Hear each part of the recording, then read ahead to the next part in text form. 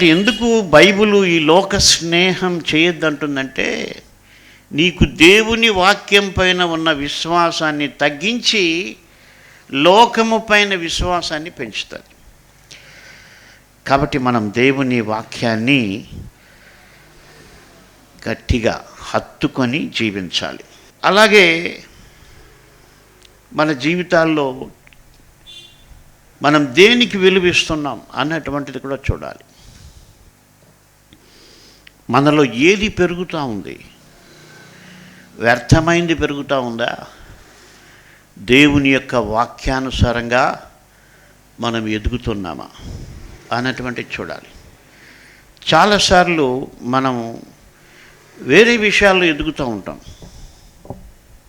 అంటే ఏంటి? ఈ లోక సంబంధమైన జ్ఞానం, ఈ లోక సంబంధమైనటువంటి విషయాల్లో మనం జ్ఞానాన్ని సంపాదించుకుంటూ ఉంటాం.